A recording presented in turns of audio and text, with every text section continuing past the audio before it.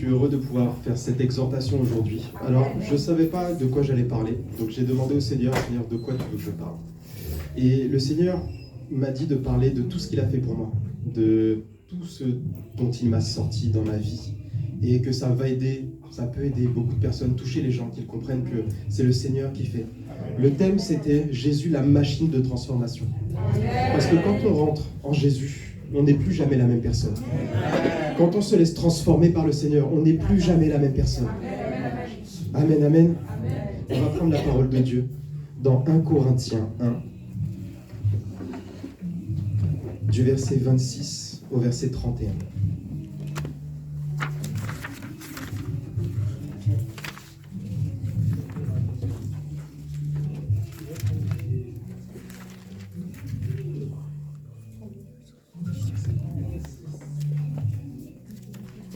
Corinthiens, chapitre 1, versets 26 à 31.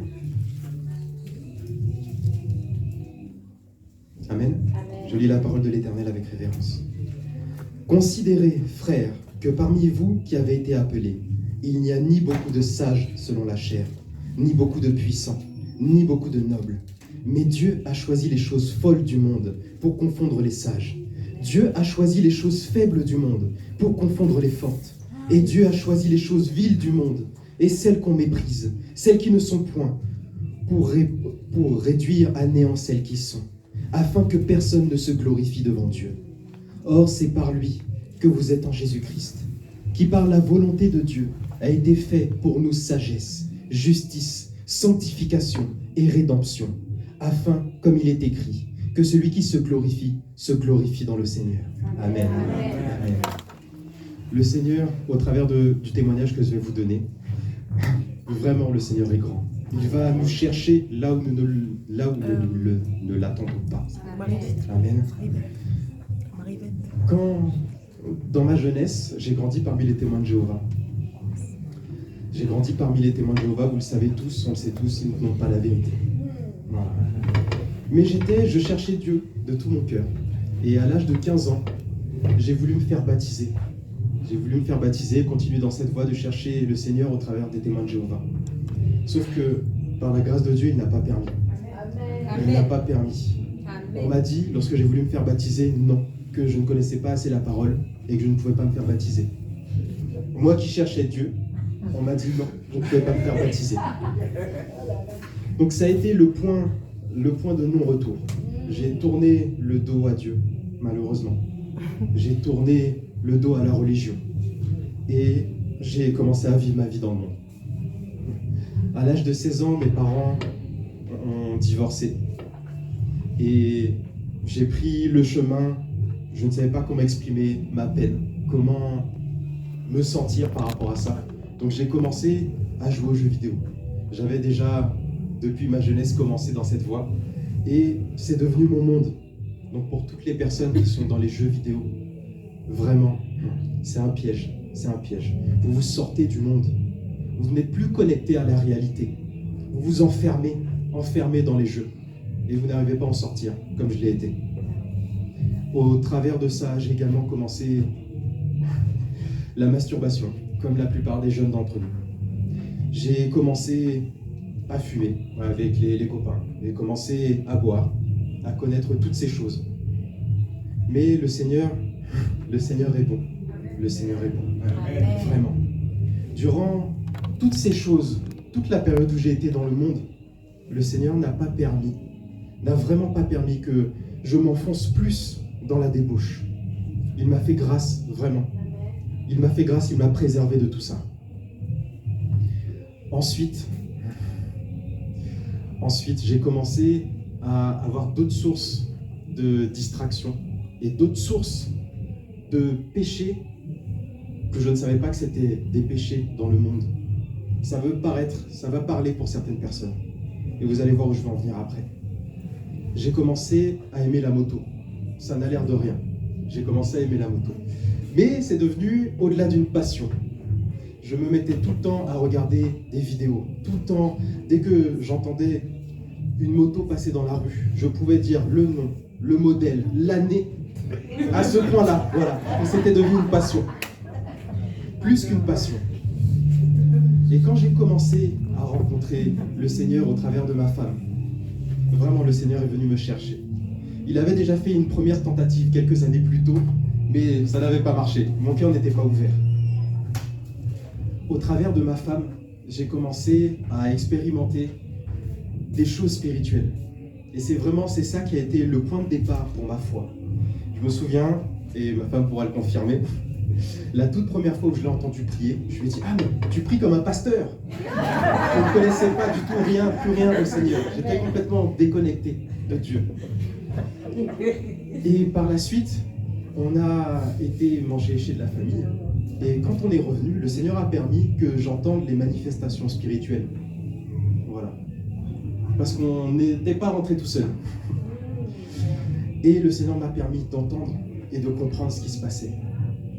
Et de là, je me suis dit, ah oui, le spirituel, oui, ça existe. Moi qui avais délaissé tout ça, j'étais face à ça. Et je ne pouvais pas le nier. Par la suite, j'y ai eu un grand combat. Je me levais dans la prière et au bout de 5 minutes, je m'endormais. Je n'arrivais pas à prier. Pourtant, combien de fois ma femme m'a réveillé, ma femme priait, avait déjà ce feu en elle, ça ne décollait pas. Et j'étais attristé parce que je voulais prier, mais je n'y arrivais pas. Ça a été un très long combat, vraiment un très long combat. Notamment, je vais revenir aussi sur ma vie d'avant. Vous avez écouté le témoignage de ma femme ces 2 dernières semaines. Et elle disait dans son témoignage qu'elle a été pendant 7 ans célibataire. Et quand on se racontait nos histoires, moi également j'ai été pendant 7 ans célibataire. Involontairement, mais célibataire. Amen. Je ne comprenais pas dans ma vie pourquoi toutes mes relations, il n'y a rien qui ne fonctionnait. Je me suis retrouvé à me poser la question, qu'est-ce qui cloche en moi ? Je dois avoir un problème puisque tous les autres ont des femmes, tous les autres sont en couple et moi ça ne marche pas, ça ne veut pas. Je ne peux pas l'expliquer, mais ça ne veut pas. Et plus tard, j'ai appris en étant dans le Seigneur que ce sont les autels de famille, que ce sont les autels qu'on a mis sur moi, que ce sont tout ce que les liens de sang font dans nos vies. Les esprits humains de la sorcellerie, c'est réel. Vous ne pouvez pas le comprendre, vous ne pouvez pas le voir. Vous ne comprenez pas à quel moment votre comportement change. Mais il change et vous ne le remarquez pas. Vous devenez agressif, vous repoussez les gens sans même le voir.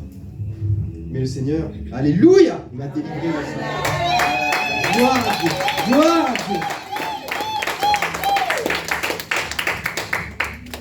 Donc j'ai continué ce combat dans la prière. C'était difficile, mais ça a fini par payer. J'ai fini par commencer à avoir ce début de vie de prière. Et une fois qu'on commence, on ne peut plus s'arrêter. Amen. On ne peut plus s'arrêter. Amen. Amen. Il m'est revenu l'histoire. Le Seigneur m'a fait comprendre que c'est lui qui transforme. Comme on a pu lire dans 1 Corinthiens, peu importe d'où on vient, peu importe qui on est, peu importe si on est sage, peu importe si on est beau, peu importe si on est riche, on n'est rien. On n'est rien. C'est le Seigneur qui est venu nous chercher, chacun d'entre nous. Tous celles et ceux qu'il a ramenés à l'église, à la mission armée de prière et de délivrance, c'est le Seigneur qui vous a ramenés là. Amen. Vous avez entendu le témoignage de ma femme, tout ce que le Seigneur a fait pour nous ramener à l'armée de prière et de délivrance. Cherchez notre délivrance. Amen. Amen. Amen. Au travers de la délivrance, ça vous permet vraiment de comprendre tout ce qui vous retenait, tous les démons que vous aviez en vous. Et même si on ne pensait pas en avoir beaucoup, comme c'était mon cas, on est surpris, vous serez surpris. Et lors de la délivrance, ils vous en diront plus sur vous. Vous connaîtrez tout ce qui vous reliait, tout ce qui vous attachait aux démons, au monde. Mais vous serez délivrés par la gloire de Jésus.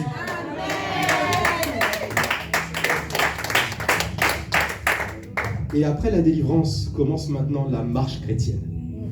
Cette marche qui n'est pas évidente, cette marche où les démons veulent vous reconquérir par les pensées, par les mauvaises pensées, par votre caractère qui n'a pas encore changé. Amen. Mais c'est à partir de ce moment-là qu'il faut se donner à Jésus.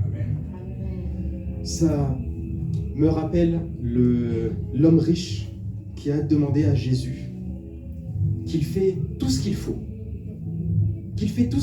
qu'il veut tout abandonner pour le servir. Mais le Seigneur, qu'est-ce qu'il lui a répondu? Prends tes biens, prends ta richesse, va et vends-les. Et viens et suis-moi.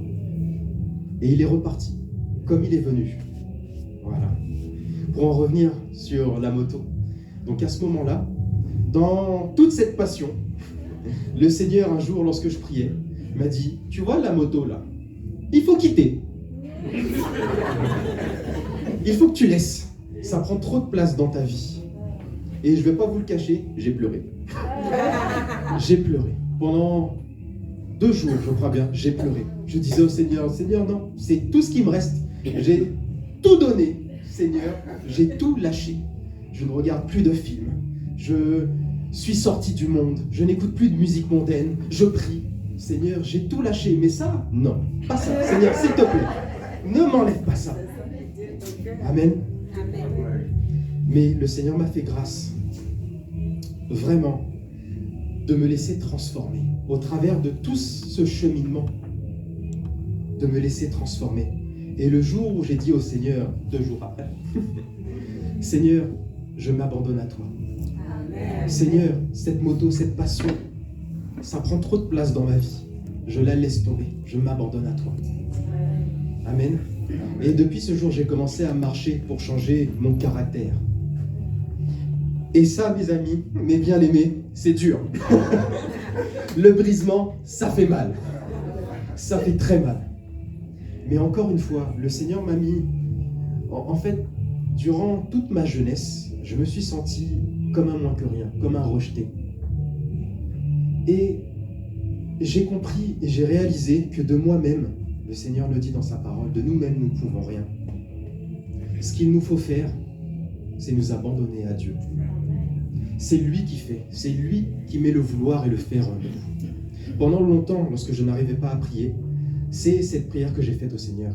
Toute simple. Mais Seigneur, mets le vouloir et le faire en moi. Je n'arrive pas à prier, je veux le faire, mais je n'y arrive pas. Mets le vouloir et le faire en moi. Et le Seigneur a agi. Le Seigneur a agi. Et sur ça, j'ai continué à lui donner tout mon mauvais caractère. Ça ne se voyait peut-être pas, mais je venais le dimanche dans sa présence et je pleurais, pas de joie, mais de tristesse. Je pleurais pour demander, pendant que nous faisions la repentance, pendant que nous demandions à Dieu pardon et de nous remplir, de nous couvrir de son sang et de nous remplir de son Esprit Saint. Je lui disais, prends, je ne veux plus de cette colère. Prends, je ne veux plus de cet orgueil. Prends, je ne sais pas quoi en faire, ça me pèse, c'est lourd. Prends, Seigneur, prends. Et il a fait. Il a fait. Chaque fois que je repartais le dimanche du culte, j'étais libéré, j'étais en paix. Amen. Par la suite, on continue encore dans ce cheminement. Vraiment, c'est très important de comprendre tout ce que nous devons abandonner. Tout ce que nous devons abandonner. Et que cette lutte chrétienne, elle est difficile. Malgré tous les combats, tout ce qui se passe dans nos vies, ça vaut la peine. Ça vaut la peine de se battre. Parce que c'est pour l'éternité. C'est notre éternité que nous construisons maintenant.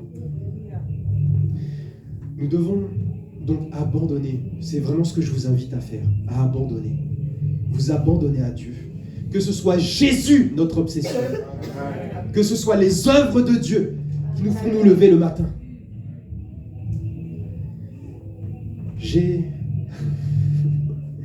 Dans toute cette marche, ce qui me revient, la première chose qui m'est passée par la tête, ce sont les apôtres qui ont été voir le Sanhédrin. Parce qu'ils parlaient de Jésus. Ils prêchaient la bonne nouvelle. Et qu'est-ce que le Sanhédrin a fait? Il les a fait battre de verge. Mais qu'est-ce que eux ont fait? Ils étaient contents. Amen. Amen. Amen.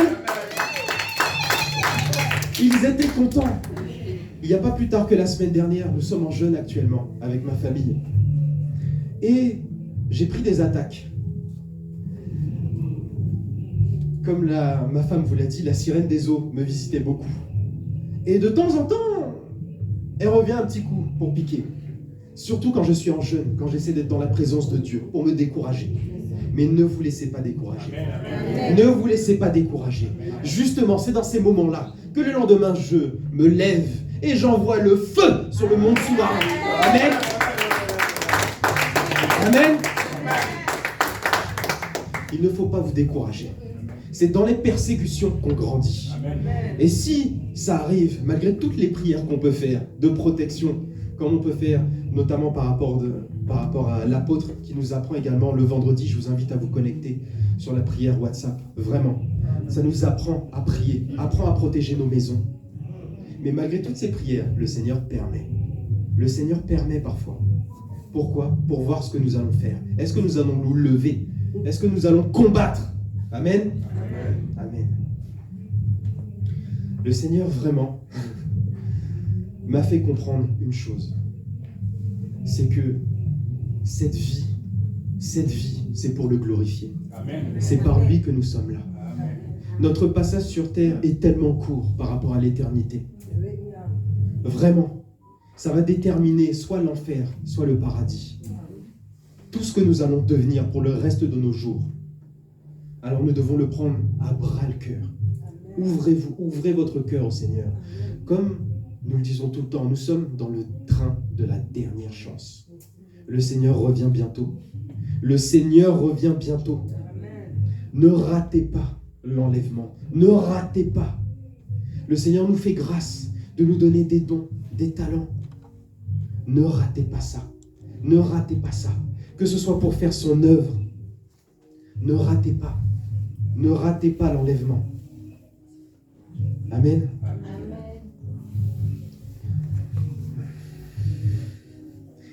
Le Seigneur est en train de me rappeler, vraiment, le Seigneur, tout ce qu'il fait pour nous. Quand il dit qu'il met des dons et des talents en nous, quand il dit qu'il va nous élever, mais qu'il faut nous humilier, nous devons nous humilier pour dire que nous ne sommes rien. Combien de fois, par ma timidité, le Seigneur m'a déjà révélé, il m'a dit, il faut que tu travailles sur ça. J'ai mis beaucoup de choses en toi, mais la timidité, ça doit quitter. La première fois que je suis monté faire la modération, vous ne le voyez peut-être pas, mais mes mains étaient en train de trembler. J'avais une peur panique de monter pour parler en public. Et lorsque j'ai fait la deuxième modération, plus rien. Plus rien. Amen. Lorsqu'on fait l'œuvre de Dieu, il nous équipe. Amen. Lorsque l'apôtre, lorsque les hommes de Dieu vous appellent à prier, à faire la modération, allez-y. Allez-y, ne regardez pas à la chair, allez-y. Ne regardez pas à vous, à vos forces, allez-y. Priez dans ce sens. Seigneur, je ne sais pas comment faire. Tu vois mon cœur, que je veux y aller, mais je ne sais pas. Aide-moi. Et il fera. Amen. Gloire à Jésus. Gloire à Jésus. Amen.